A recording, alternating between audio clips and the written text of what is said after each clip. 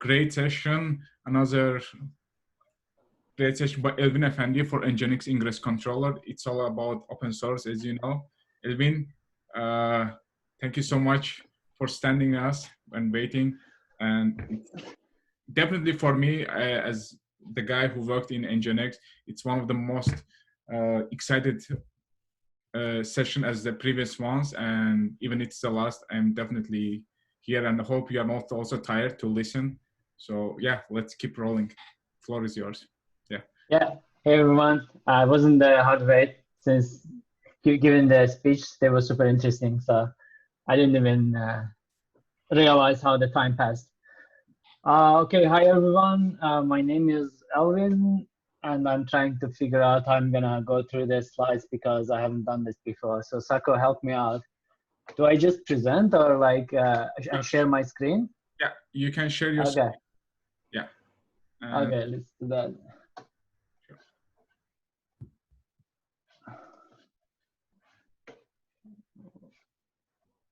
1 second.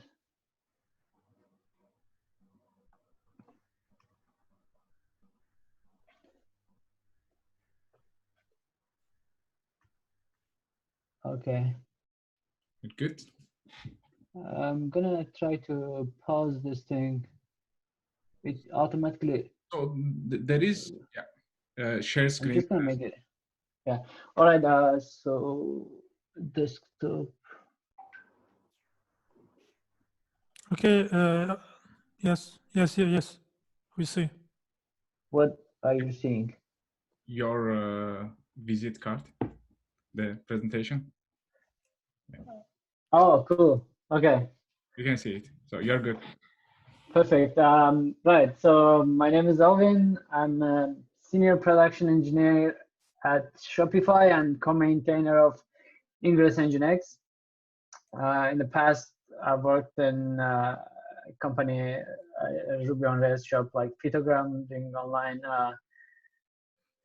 fitness and wellness studio search, and Josh Software for it was a service company. We were developing products in Ruby on Rails, and I studied at Baku State University. So today I'm gonna introduce you to Ingress NGINX controller or Kubernetes Ingress NGINX controller. But before that, let me briefly describe what Kubernetes is and what is Ingress, what is controller in the context of Kubernetes. And then we're going to continue with the components of Ingress NGINX. And finally, I'm going to touch to how one can contribute to Ingress NGINX and even potentially become a member of Kubernetes organization in GitHub. Right, so Kubernetes, we have other peers who have touched Kubernetes. What it is, it's an orchestration tool for the containerized applications. It has declarative syntax through YAML, or you can automate it through the API calls. You say you want to deploy this container of your containerized image of your application, then you mention however many virtual sphere you want, memory, or how many replicas of your applications you want to run for redundancy. Then Kubernetes takes care of scheduling them onto your nodes in your infrastructure in a smart way most of the times. Then you can configure it to take care of auto-scaling based on different metrics. Like if you say that if my application is reaching to 80% connection limit or memory limit or CPU limit or a specific metric that you emit from your application, then it sends some information to Kubernetes controller, which then increase the number of replicas of your app. It helps you with maintenance as well. I'm not gonna stay too long on Kubernetes, and this is pretty much it. You can find more information about Kubernetes elsewhere. So let's say you want to deploy your app called example.com, and somehow you deployed it using Kubernetes YAML for deployment and pod. Now, most of the times, it is the case that you want to expose your app to serve requests for other robots or users, right? Say you want to expose it behind example.com. Now, how you do that? Kubernetes provides an API through Ingress resource. So it's a declarative syntax here. Again, like everything, Kubernetes provides declarative syntax, but everything can be replaced and done through the API programmatically. So in this case, what you're saying that expose my app behind example.com destination host, and for the request destined to this destination host with this path, this is a prefix-based path. So like /foo/bar also will be processed by this backend. So then you're saying that all these requests should go to this backend, and then your app is expected to listen on this port.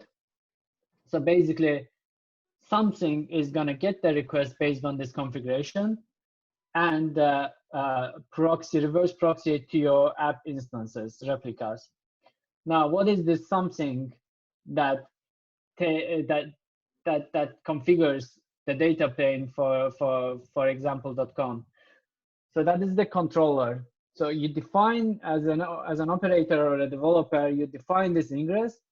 Then this triggers a controller, which is called Ingress controller. So in Kubernetes world, you have controllers controlling or watching the resources. So Ingress is one type of resource. You might have a deployment resource. When you create a deployment resource, there is a deployment controller that gets triggered and then provisions the necessary infrastructure pieces based on that configuration. And in the specific case, you create this Ingress resource, then the Ingress controller you have deployed in your cluster, Kubernetes cluster, will get notified about this, and then it's gonna provision the necessary components in your infrastructure to ingress the traffic and reverse proxy it to your app instances. Okay. Right, so Ingress NGINX or Kubernetes NGINX Ingress controller is one of such controllers for controlling Ingress resources. A bit of statistics about Ingress NGINX project. I'm just gonna read it out loud. 6-7 releases, over 480 contributors from all around the world, 500 GitHub stars, and almost over 100 million downloads of the Docker image since 2018. 54,000 monthly visits to the documentation website. And we have a lot of users in our Kubernetes Slack channel as well. Right, so how does Ingress NGINX work? So there are two main components, control plane and data plane. So this here, the Ingress NGINX, is comprised of two components like NGINX and Go controller. The controller is written in Go. And the controller watches the Kubernetes API, Kubernetes master. As soon as there is for example, an Ingress resource is created, the master is gonna push it to the controller, or controller watch the master and will get notified about that resource. Then it's gonna regenerate the NGINX configuration based on what is declared in the Ingress resource.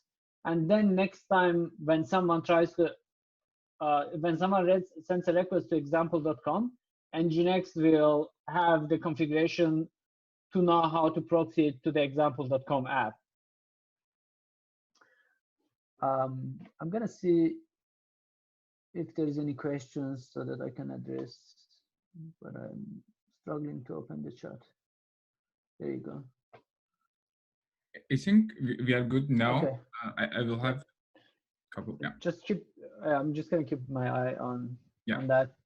So yeah, this is like the control plane controls and configures the data plane. Basically, control plane watches everything, not everything, but the necessary things in the controller, such as ingress, config map, service, endpoints, etc.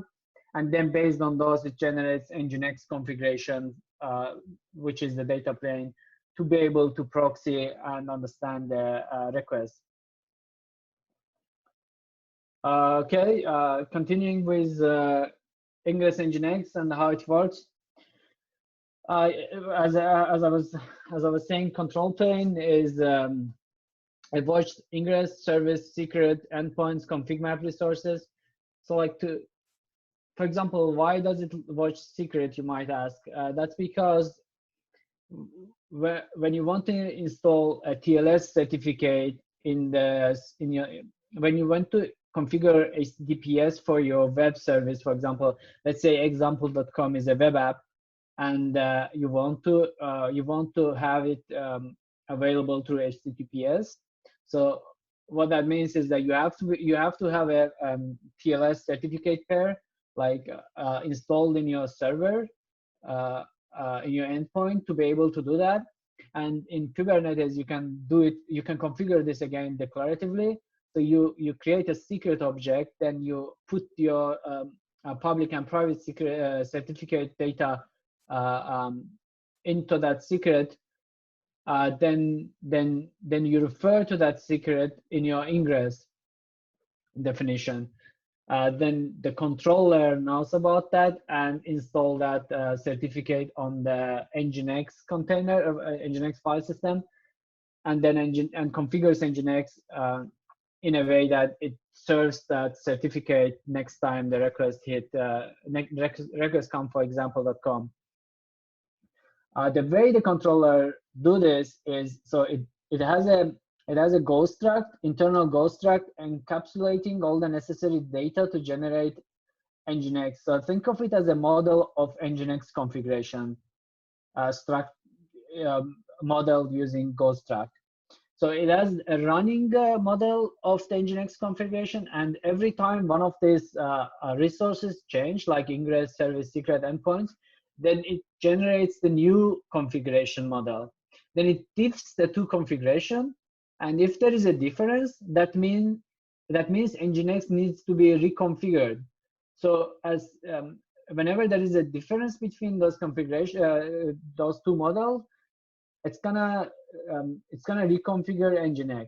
So reconfiguring NGINX in Ingress NGINX has two parts. Normally, open source NGINX does not support on-the-fly dynamic reconfiguration. So you have to rewrite you have to regenerate the NGINX configuration file on disk, and then you have to send a reload signal to NGINX. So that's how reconfiguration normally happens with open source NGINX that we use. But in Ingress NGINX, we are using a Lua to empower NGINX. What that means, for example, we handle the upstream change, the endpoint change dynamically. You don't have to reload NGINX. Like to give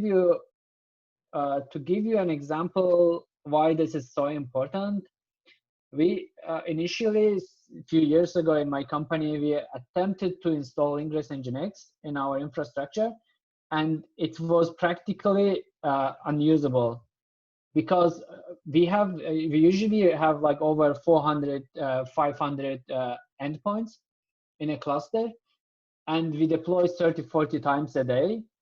That means, and obviously you do rolling deploy. That means almost continuously you have endpoints changing and generating new NGINX reloads.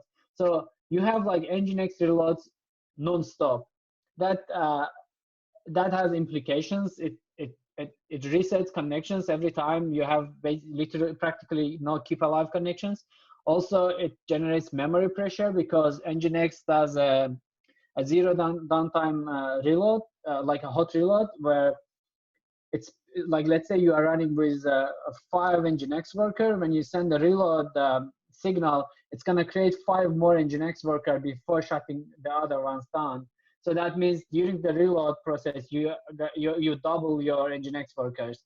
And if you keep reloading, you're gonna double the double. So basically, you're gonna end up with many NGINX workers, and you can get your app on-killed that way. So it didn't work for us. Therefore, we went ahead and added a dynamic load balancing and endpoint configuration to Ingress NGINX.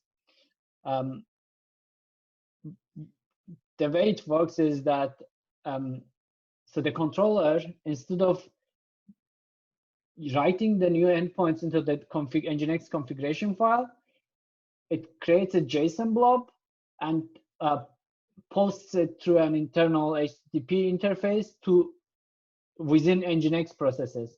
And there we accept we have a Lua code that parse the JSON blob and stores it in a shared memory where every NGINX worker can consume it from. Then every NGINX worker works it off from the shared memory, and then they generate their internal state of the new endpoints.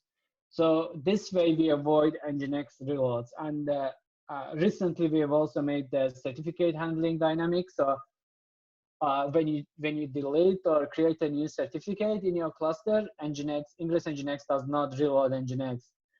So with this dynamic endpoint configuration, we were able to actually use Ingress NGINX in practice in my company. What else can I say here? So in Ingress NGINX, we use Lua extensively, and it is performant because it's using LuaJIT. So when you write a custom script and deploy it within your edge proxy, you have to be very careful with performance because it's intercepting every single request in your cluster. Right. So this is a brief introduction to Ingress NGINX. I don't want to go too much into technical details to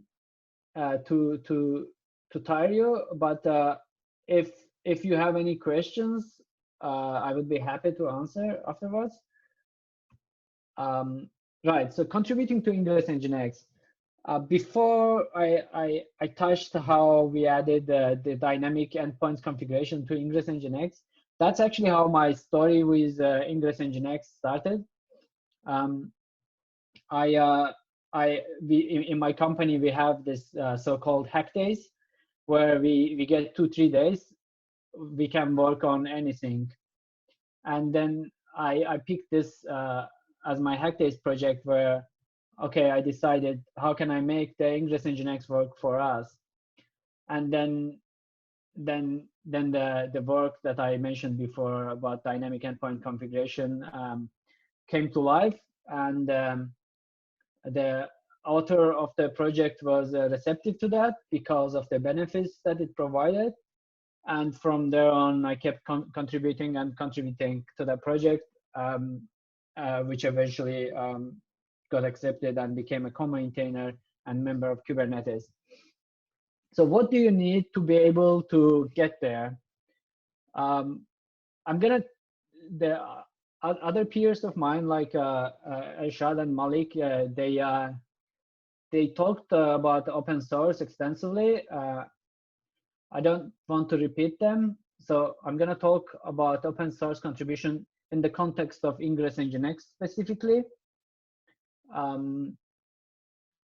So for Ingress NGINX contribution, you need some experience with Golang as a programming language. If you're gonna address the issues or if you're gonna add new features to the controller, you need to familiarize yourself with how Kubernetes controllers work in general.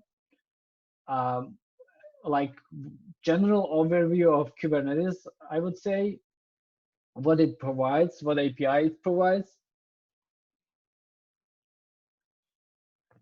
Excuse me.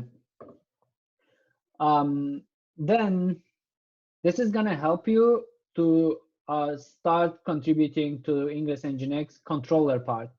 Then we also have the data plane, which is NGINX plus Lua NGINX module and Lua. Lua NGINX module is a NGINX C module that adds Lua support to NGINX. And it uses LuaJIT for the performance reasons.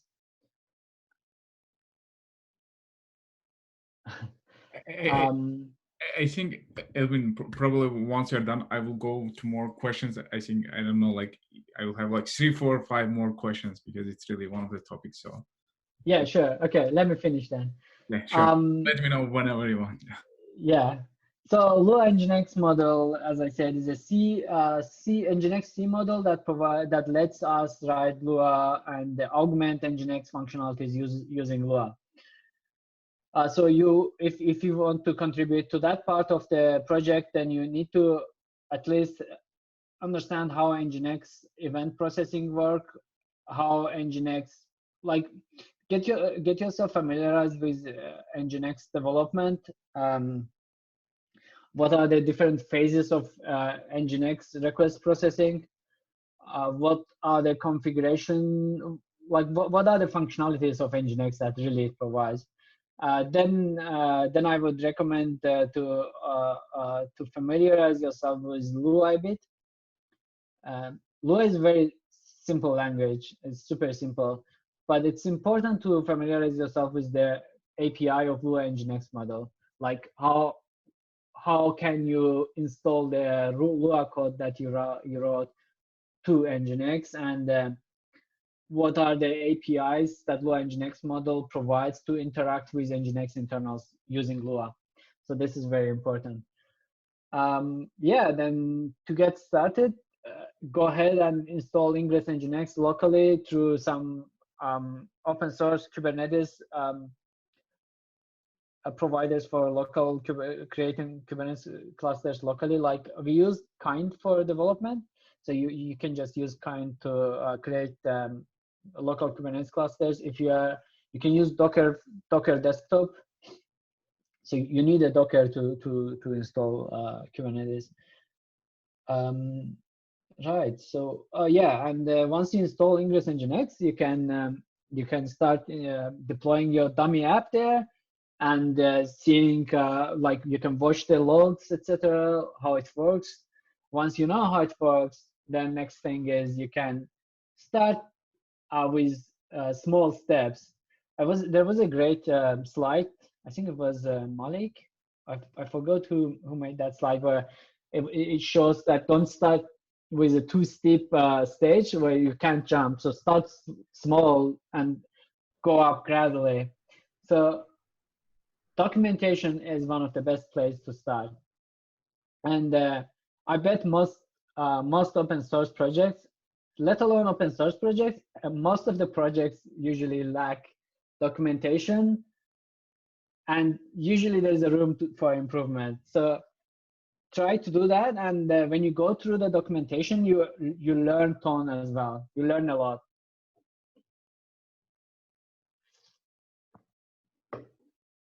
And what I find useful usually is to lurk around different channels. Like you can watch the project and get notified whenever there is a new issue, whenever there is a new PR request in the project. So even if no one asks you to review the PR, just jump in and try to provide a feedback, like try to find a mistake or even just say that, oh, what you have done here is great. Like try to understand what is going on. Try to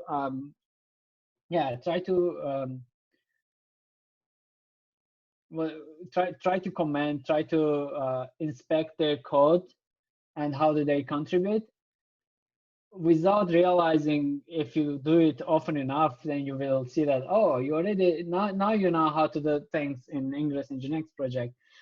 By the way, this is a general tip. It is not specific to Ingress NGINX.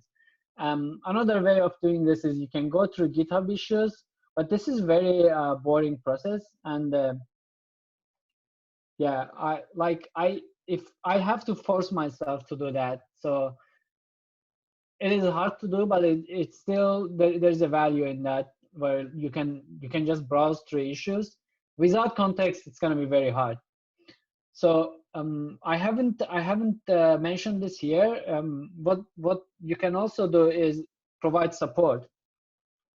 Like jump into the register in a Slack and join the Slack channel of Ingress NGINX and Kubernetes organization Slack channel, and try to help users. There's a lot of requests for support. Like they run into some issues. Most of the times they are quite simple issues. So you can actually help them and support them, and by supporting them, you can learn yourself. So that is a great way of starting to contribute to Ingress NGINX. And these are my favorite issues today. Like, I can actually give a hand with these issues. If you are interested in contributing, I'm not. Like, probably not every one of you is familiar with OCSP, but it's just like everything else. You can read the specs and familiarize yourself. So this is about adding dynamic OCSP stapling support to Ingress NGINX. I have actually worked on this recently and added this support, but it's very bare bone at the moment. And there is a link that you can follow in this slide where I listed all the next tasks that needs to be done or should be done to provide a better OCSP stapling support in Ingress NGINX. There's a room for improving the test coverage. Again, if there's no documentation, what do? You read the tests to see how the program works. So I invite you to read the E2E test specifically to see what functionalities Ingress NGINX provide, and then also read the documentation and then match them to see what is missing, what feature is not covered by the E2E test. Then you can go ahead and write a E2E test for that feature. And the third one is a simple bug fix that has been around and no one fixed it, because it's not always intercepting with your day-to-day production process, but it's a bug, and you can fix it easily if you spend some time with familiarizing yourself. This could be your first contribution as well. Okay, this is all I wanted to talk about Ingress NGINX. If I managed to spike your interest in this project, I would be happy to follow up and help you to get your hands on the project. Thank you very much. Thank you so much, Elvin. And I'm going to stop grilling you because I have so much questions. And as I say, NGINX Ingress control is one of the most used in the production environment. And in case, if you guys have questions, please also, you can join me. You can also write in chat or in the Word document meeting minute. So first question that I would say, NGINX Ingress controller, why not Envoy? Why not the NGINX itself, the one, not the community version? That's so. Yes, that's what I was going to ask as well. Oh, okay, that's a great question. So the company I work at, we have extensive experience with NGINX, and prior to looking at Ingress NGINX, we have had our workload. We've been running our workload in a data center, so we weren't using Kubernetes. We were using Docker for our application workload, but for the proxies, for reverse proxies, we were running NGINX just on bare metal and managing it using Chef, right? So then at some point a few years ago, we decided we're going to move to cloud and we're going to use Kubernetes. So we started to evaluate different options, and Ingress NGINX is a good fit, was a good fit and still is a good fit for us because of our prior NGINX experience, and most importantly because we run a lot of custom Lua middleware on top of NGINX. So if like Shopify provides stores, like if you want to create an online store or even brick and mortar, you can use Shopify's infrastructure to create your shop. Then wait, what I want to say? Yeah.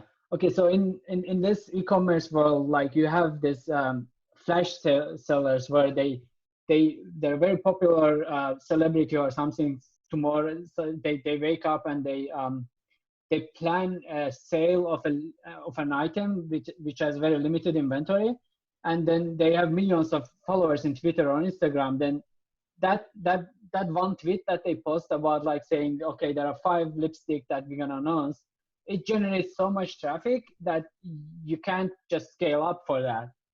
And so we have a performant, we have some rate limiters and throttlers built using Lua into NGINX. So that means we can protect the app servers at the NGINX at the entrance without letting the request already overload the app servers.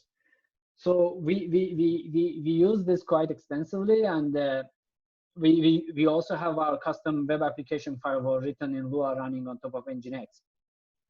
So we can, this being able to customize your reverse proxy at this level is a huge leverage. You can, if you are doing an experiment with an app, with an application that there are over 500 developers working on it, and you want to extract something out of it, you can write a custom routing logic at your reverse proxy using Lua to send only fraction of requests to that, or to send the request with certain business logic. You can't do this simply using other configurations like the static configuration. But how about, what makes it different from API gateway? And plus, if we give example as a Kong, if you have any experience, Ingress controller and API gateway, which I think that what we are doing is a API gateway, but Kong is almost exactly the same thing that we are doing. Okay. But I don't think that Kong was there when we started using NGINX and customizing Lua. I'm not sure. I wasn't at the company at that time. I see. But is there any difference that why we call it Ingress controller and why we call it API gateway, just in general term? I think practically speaking, they are the same thing. So Ingress controller is configuring the gateway through the Ingress interface that Kubernetes provides. So normally in classic API gateway, they provide CLI or HTTP UI or HTTP REST endpoint where you can configure your routes, or you can register a new host, etc. In Kubernetes, you do that through the Ingress spec. Kubernetes provides you the Ingress resource where you can configure those things. And then you need a controller to map it to your gateway. Mm-hmm. So it is effectively the same thing, but done in a different way. Perfect. And you were mentioning that you automated the certificate management. So in this case, I'm assuming you're using Let's Encrypt. No. So the way it works, yeah, go ahead, finish your question. Yeah, just the question would be, if you use Let's Encrypt, does it mean it will renew it automatically and every 3 months and stuff in Ingress controller? You mean that automation, or what was it different? Oh, okay, yeah, I see where the confusion comes from. So Ingress NGINX itself is not opinionated about where you get the certificate from. Okay. You can use Cert Manager, for example, or you can manually provision the certificate. Ingress NGINX doesn't handle that. It expects a secret object with your certificate to be created in the cluster. So what we made the dynamic was about handling the certificate. Normally, how do you install a certificate in your proxy? You write it in a file system, and then you reload NGINX. Then you use NGINX directives to point to that file, right? Then NGINX reads it. So this is not dynamic because then you have to reload NGINX every time you change them. So what we did is instead of writing it to a file system, we actually post the content of the secret to within to NGINX memory. So then we expose an internal endpoint in NGINX where the controller posts an SP request where the payload is the certificate. Then a Lua code takes it in the NGINX and writes it in a shared memory. And once it's in the shared memory, then every NGINX worker can consume it. And this all are done using Lua. Okay, so that's amazing. And the next question would be, what's going to be the difference for that you said that your contribution was getting rid of the reload. So what's does it mean it doesn't kill the current connections, or can you just a bit briefly describe and how it was working and after you changed what? Yeah. So like let's start with how it was working and what was the problem, right? Yep. The way it was originally working is so in Kubernetes, endpoint is a specific term. It basically abstracts out the IP address given to your specific pod in Kubernetes. And whenever your pods change, so your pods change when you deploy your app, or one of the instances of your app suddenly decides that it's gonna die, terminate or exit, right? Because of a memory leak or whatever, then it's gonna go away. So all these events triggers a reload in NGINX. So all these events means that the set of endpoints has changed.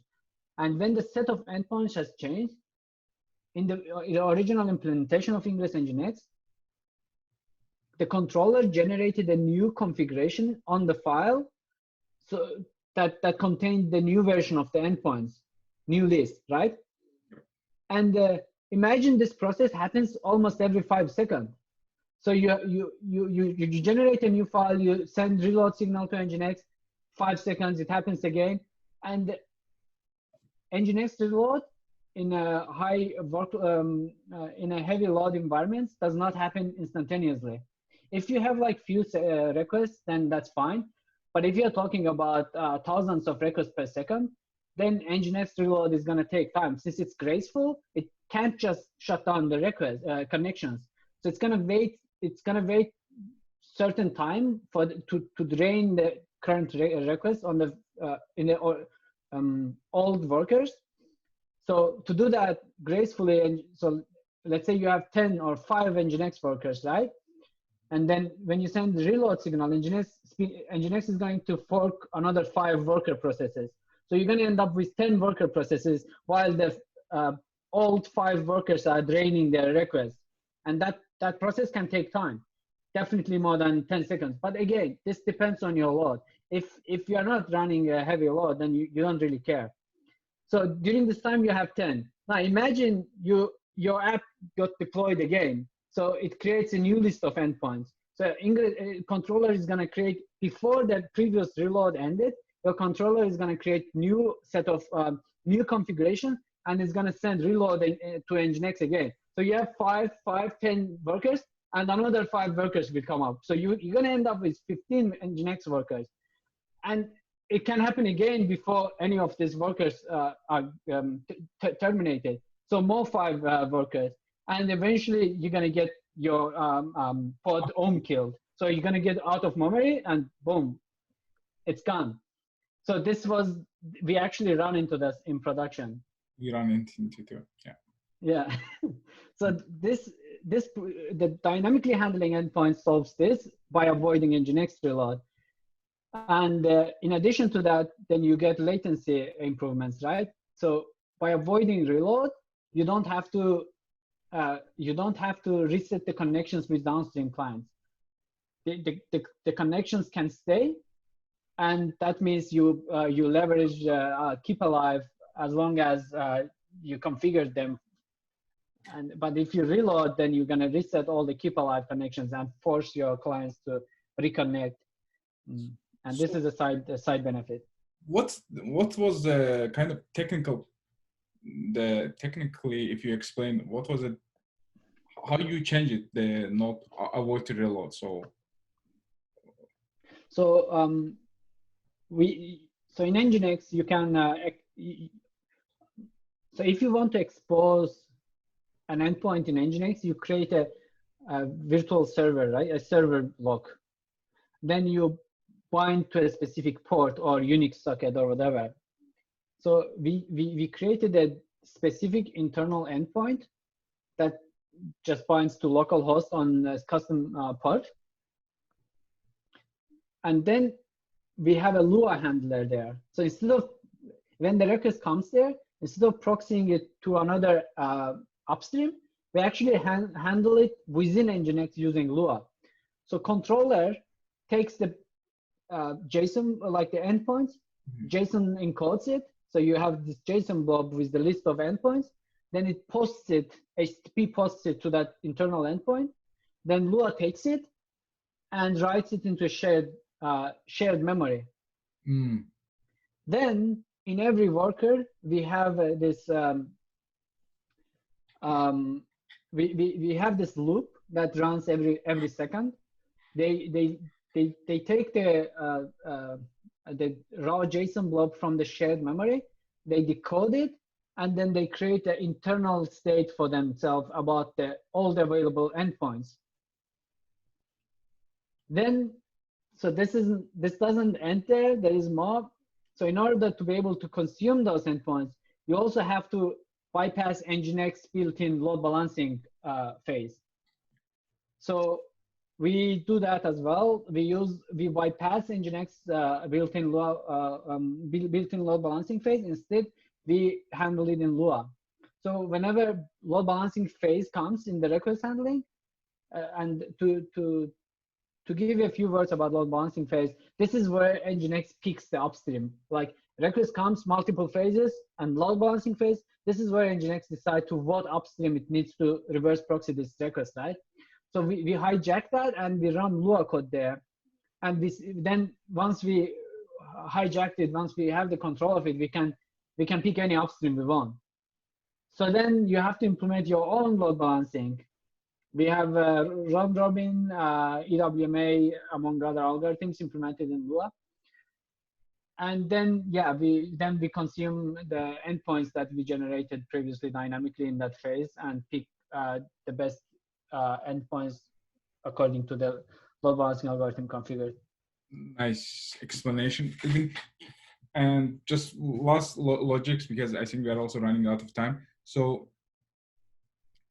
for this kind of stuff, for the decision you explain just verbally, do you usually have like tech spec document that you write and you kind of brainstorm around the way to do it? And do you have any community calls for Ingress running, like, I don't know, bi-weekly or something? Because for Measure, for example, it's every Friday running like during PST, like 8 a.m., something like that. Is there any community call for Ingress currently?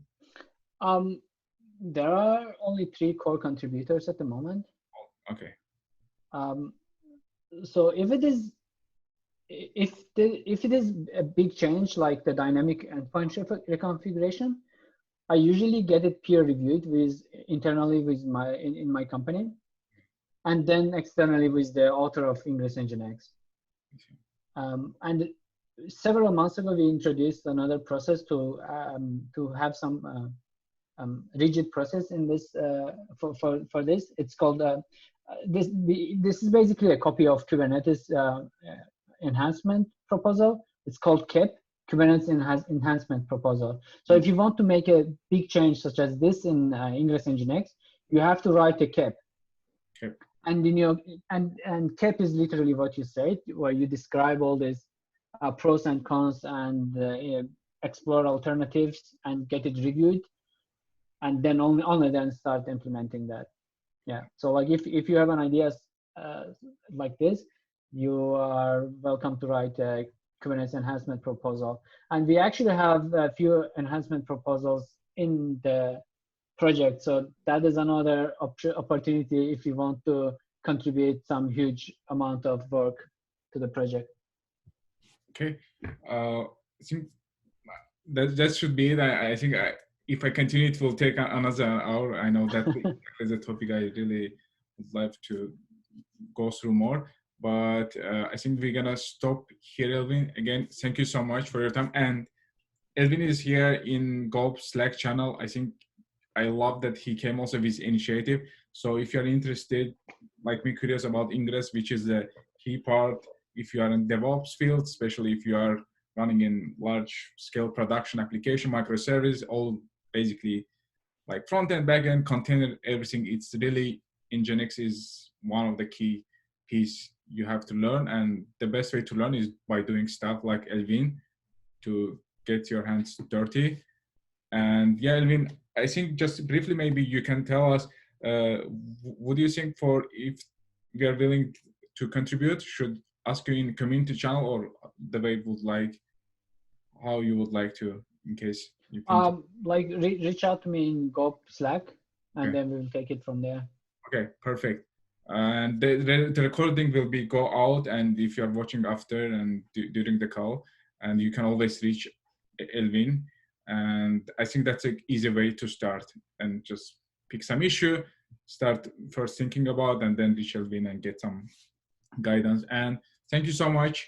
And we are a bit sorry for the timing. It was from the organization time for the planning, and hopefully it's still fine that people are still on the call. And thank you so much. And hopefully we'll meet tomorrow again, 7 p.m. to 7 to 10 in Baku time. For SF time, it's for me, it's from 8 to 11 a.m. For you, Elvin, in Canada, what's the timing? It's 2:50 now. Yeah, 2:15. So 2:50. 2 to 5 or? No, 10 minutes to 3. Yeah. Like 2:50. Like time start and end are gonna be from for you. For just from when we started, what time was it for you? I don't remember, sorry. Okay, anyway. But I can, yeah. One thing I wanted to mention before we before you finish this is like if you're like contribution aside, if you are evaluating reverse proxy Ingress controller for your infrastructure, I would be happy to discuss pros and cons and share my experience with Ingress NGINX at scale. We run it with over millions of requests per minute and with a lot of endpoints, and yeah, have a lot. And last but not least, your video background is hilarious, Saka. Yeah, I love it. Thank you so much. And I just 5 minutes before the meeting, I just was thinking what I should put, and then I thought, oh, nice. So, and yeah, tomorrow we have like. I think, sorry for the interruption. I think you should have shared that with us as well, so that we could have. Yeah, I'm gonna put in the community channel, guys, and if you like. Yeah. It looks dope. And yeah, definitely today's 3 out of 5 talks was open source and their core maintainers. I put in chat, I just want to rephrase Elvin Effendi, Malik Taguer, and Lee Kalkute. These people, to get mentorship from these people for free, it's, I mean, as for engineers, it's amazing. So definitely engage you to use as much as join to any of the project you are interested and contribute. And tomorrow we'll have just briefly 5 more sessions. Eminos will start with open source operating system development. He has some brain draining presentation. I have seen like going deep dive that for hardware level, and feel free to join. He is developing the operating system from scratch and including the compiler, etc. And then they will have Mehmet for the security, the amazing talk. He is one of the top security guys in web security. And then we're gonna have Imran Yusubov. He has for a long time, he's running microservices in production, and he's using Student Army to develop it. So you can join. And then I'll have DevOps for me. And then last but not least, Jumshud and Nurlam gonna talk about how they took open source ERP system, and they're currently making money. They're making customer, and they really built SaaS on top of it, which is really use case is zero or no investment, just using your skills and using open source, you can make money, and it's real. And these guys gonna talk about, and they're in the closing ceremonies, they're gonna give some nice gifts for participants, but you have to be active. And yeah, then we will close the ceremony and we'll call it our weekend. Hopefully you enjoyed and you're enjoying, and you're always welcome for any feedbacks. Thanks again, Elvin and Malik, all the speakers and all the joiners. I think we are good for today. And Take care, everyone. Elshad, Emin, all the organizing team. Hey guys, have a great night ahead and mornings for some. Yeah. Yeah, we have night, so I'm gonna say good night. Yeah, so